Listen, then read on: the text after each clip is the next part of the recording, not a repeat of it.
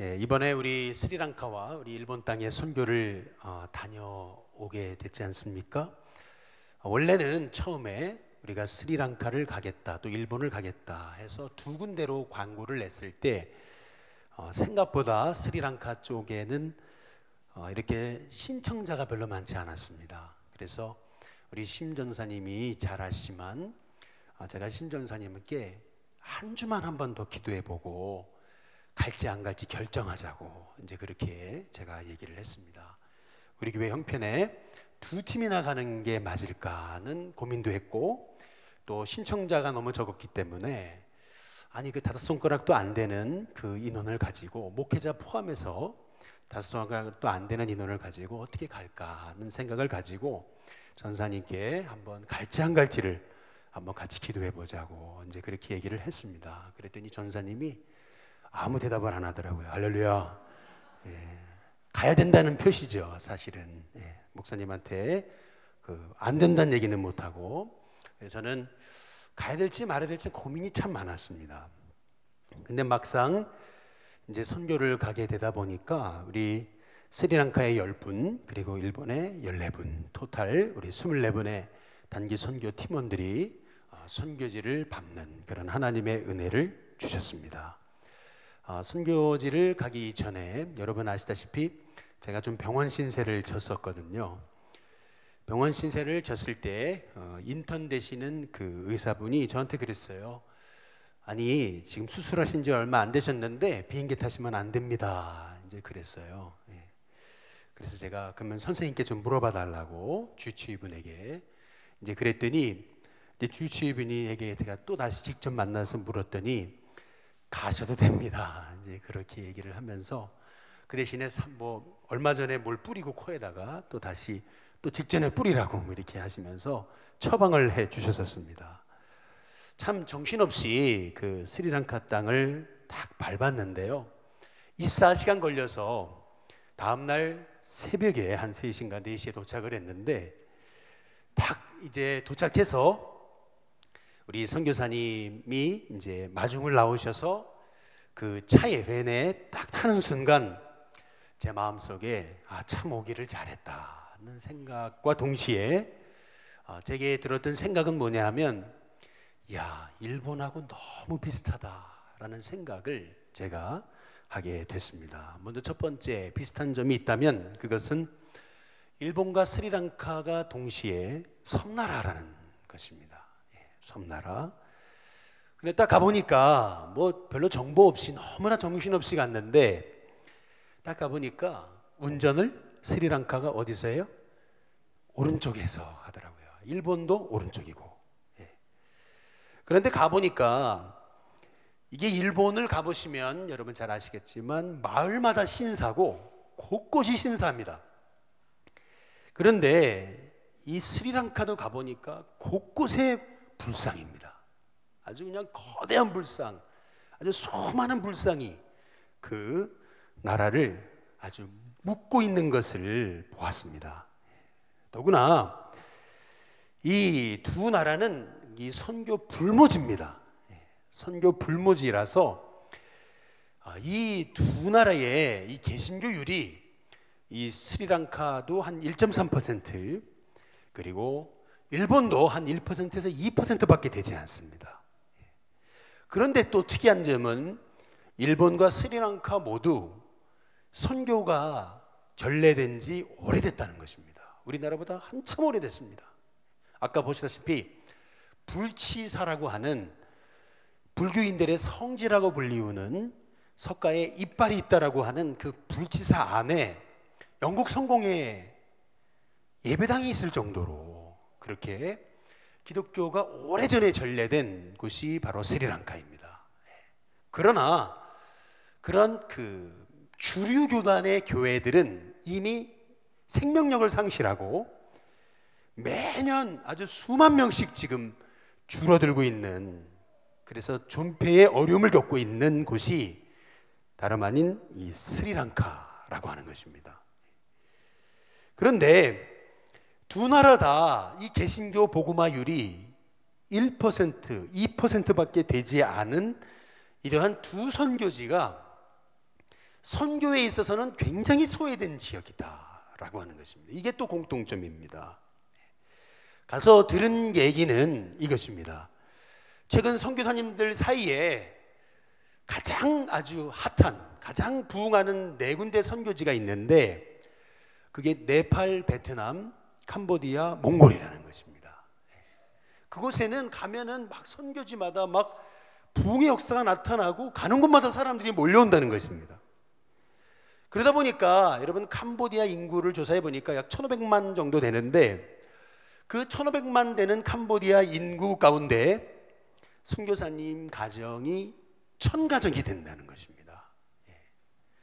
그러나 스리랑카는 인구가 약 2000만이 넘습니다. 이 캄보디아보다 500만 아니 그 이상 더 많습니다. 그러나 이 스리랑카 안에서 선교하시는 선교사님 가정이 한국인 또 외국인 선교사님을 다 포함해 가지고 60가정에 불과하다는 것입니다. 60가정. 이것이 의미하는 것은 뭐냐 하면 선교사님들은 자녀 양육이나 이런 모든 문제들이 걸려 있기 때문에 선교사님들은 오지로 들어가는 게 쉽지 않습니다. 오지로. 주로 콜롬보나 캔디라고 하는 그러한 도시 지역에 몰려 있습니다. 그 60분의 선교사님들도 다 도시 지역에 몰려 계십니다. 그러다 보니까 이 오지로 선교를 들어가질 못하는 상황에 있는 것이 스리랑카 현실이라는 것입니다. 일본은 어떻습니까? 일본도 저 형이 일본으로 선교를 나갈 때 들었던 얘기는 왜 사람들이 포기하는 그 일본으로 가려고 그러냐 라는 얘기였습니다. 왜 사람들이 지금 다 짐 싸고 들어오는 곳에 왜 그렇게 자처하고 어려운 곳으로 가려고 그러느냐라고 하는 얘기였습니다. 제가 이 스리랑카를 딱 밟는 순간 느낀 것은 하나님께서 우리 일신교회에 이렇게 선교로 소외된 곳을 하나님이 품게 하시려고 스리랑카와 이 일본 땅에 마음을 주신 거구나 라고 하는 것을 제가 깨닫게 됐습니다. 계획한 건 아니었는데 막상 가보니까 두 나라 다 일본 그 불교에 사로잡혀서 수많은 사람들이 수십만의 우상 앞에 절을 하는 나라라면 스리랑카는 대표적인 그 불교 성지국가이면서 동시에 힌두교와 이슬람이 아주 그 스리랑카의 국기에 아예 표시되어 있을 정도로 그렇게 아주 우상이 관영해 있는 그러한 나라에 하나님께서 우리 일신교회를 보내셨다는 것을 생각하게 될 때 참 의도하지 않은 공통점이었는데 의도하지 않은 이 곳에 하나님께서 두 군데를 보내주신 이유가 뭘까라는 그런 생각을 하게 되면서 오늘 말씀을 묵상하게 됐습니다. 우리 함께 오늘 말씀에 보시면은 우리 로마서 우리 15장 17절에서 우리 한번 19절의 말씀을 우리 한번 읽어보겠습니다. 같이 읽습니다. 함께 읽습니다. 시작. 그러므로 내가 그리스도 예수 안에서 하나님의 일에 대해서 뭐라는 거예요? 이게 바울의 자랑입니다. 지금 바울의 자랑거리. 오늘 말씀의 제목은 바울의 자랑, 우리의 자랑이라고 말씀을 정해봤습니다. 지금 바울의 자랑거리에 대해서 얘기하는 거거든요. 그것은 뭐냐면 18절부터 또 한번 보시겠습니다. 같이 읽습니다. 시작. 그리스도께서 이방인들을 순종하게 하기 위하여 나를 통하여 역사하신 것 외에는 내가 감히 말하지 아니하노라. 그 일은 말과 행위로 표적과 기사의 능력으로, 그 다음 뭐죠? 따라해 보겠습니다. 성령의 능력으로. 지금 바울의 자랑은 뭐냐 하면 첫 번째로 나는 하나님의 도구였을 뿐 내가 한 것이 아닌 성령의 능력으로 된 것이다 라는 것을 바울은 자랑하고 있습니다. 그 다음에 두 번째로 바울이 자랑하는 것은 뭐냐 하면 19절에 보시면은 같이 한번 읽어보겠습니다. 같이 읽습니다. 시작. 표적과 기사의 능력으로 성령의 능력으로 이루어졌으며 그리하여 내가 예루살렘으로부터 두루 행하여 어디까지요? 일루리곤까지 그리스도의 복음을 어떻게 전했다고요? 편만하게 전했다. 여기서 편만하게라고 하는 말씀의 뜻은 한번 따라해 보겠습니다. 남김없이. 당시에 예루살렘부터 이 일루리곤, 당시의 땅끝이라고 여겨진 그 지역까지 복음은 이 사도 바울을 통해서 편만하게 아주 남김없이 전해지게 됐다라고 하는 그 자랑을 사도 바울이 하고 있는 것입니다. 내가 그리스도 예수 안에서 하나님의 일에 대해서 자랑할 것이 있는데 바로 이것이다. 첫 번째, 내가 아닌 성령의 능력으로, 그리고 두 번째는 예루살렘부터 일루리곤까지 편만하게 복음을 전했다라는 것인데요. 그 다음에 바울의 세 번째 자랑이 있다면 그것은 우리 로마서 우리 15장 한번 20절 보겠습니다. 같이 읽어보시면 같이 한번 읽어보겠습니다. 같이 읽습니다. 시작. 또 내가 그리스도의 이름을 부르는 곳에는 뭐예요? 복음을 전하지 않기를 어떻게 했다고요? 힘썼노리. 이는 남의 터 위에 건축하지 아니하려 함이라. 오늘 바울이 말하는 것이 무엇입니까? 바울의 세 번째 자랑은 나는 예수님의 이름을 부르는 곳에는 복음을 전하지 않기로 힘썼다는 것입니다. 사도 바울이 말하고 있는 세 번째 자랑은 복음의 중복 투자를 포기했다는 것입니다. 일부러 피했다는 것입니다. 한번 따라해 보겠습니다. 중복 투자. 최근에 선교에 문제가 있다면 그것은 복음의 중복 투자입니다.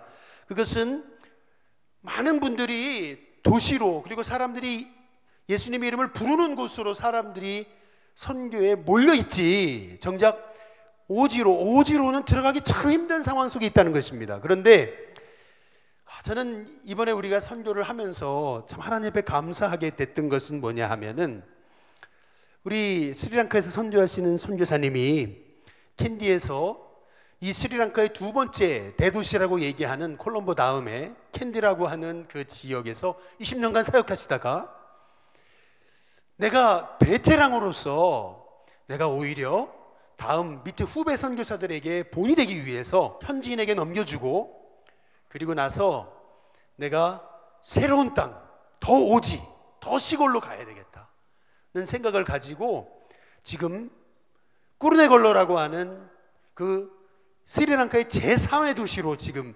모든 걸 내려놓고 가게 된 상황에서 저희 일신교회 선교팀이 방문도 처음, 그리고 예배도 처음, 다 처음자를 붙이면서 가서 우리가 선교하게 됐다는 것이, 그게 참 하나님의 은혜가 아닐까라고 하는 생각을 하게 됐습니다.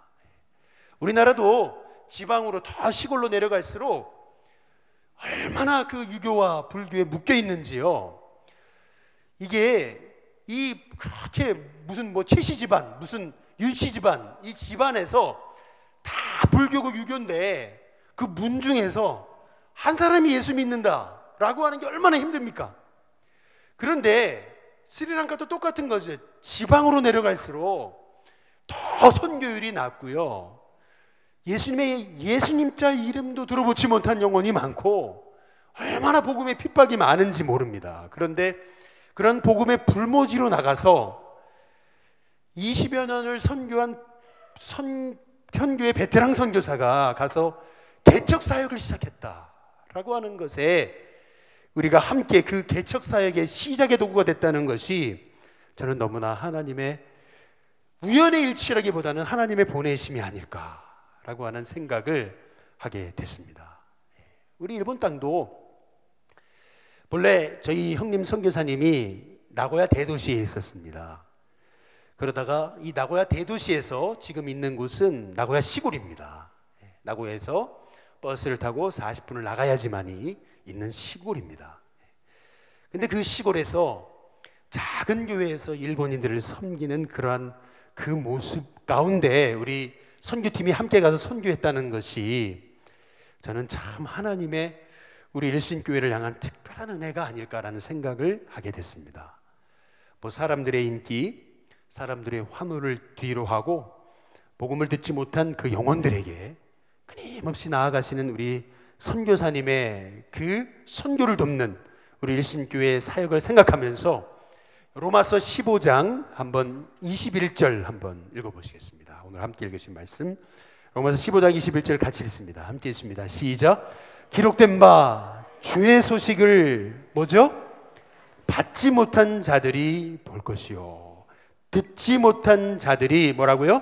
깨달으리라 함과 같으니라. 하나님께서 우리 일신교회를 통해서 이러한 일을 이루시기 위해서 참 뜻하지 않았는데 스리랑카와 일본을 품게 하셨던 것을 생각합니다. 바라기는 우리 일신교회 성도님들 기도해 주셔서 감사합니다. 내년에도 우리가 계속해서 스리랑카와 일본을 품을 수 있도록 위에서 기도해 주시기를 바랍니다. 또 스리랑카에 가보니까 스리랑카에 3만 명의 사람들이 우리 한국 땅에 노동자로 들어와 있다는 것입니다. 얼마나 스리랑카에서 한 명의 그리스도인 만드는 게 어려운데 3만 명의 스리랑카 사람들이 노동자로 들어와 있다는 거예요. 그래서 그 노동자 사역을 하는 교회가 필요하다는 거예요. 그런데 그 노동자 사역을 하는 교회는 꼭 작은 교회래요. 그래서 얼마 전에 우리 이현주 선교사님이 훈련을 시켜서 노동자 사역을 하기를 소망하는 스리랑카 현지인을 우리 한국에 보내서 화성에서 사역을 2년간 했는데 그 교회에서 계속 지원을 할 수가 없어서 그래서 결국 포기하고 다시 본국으로 들어와서 아까 사진에서 계셨던 분 중에 한 분인데 바로 저 스리랑카에서 지금 다시 사역을 하고 계시는 분이 있었습니다. 그것을 보면서 하나님께서 이 스리랑카 노동자 사역에 대해서 하나님이 어떤 음성을 주시는가라는 그런 기도를 제가 하고 있습니다.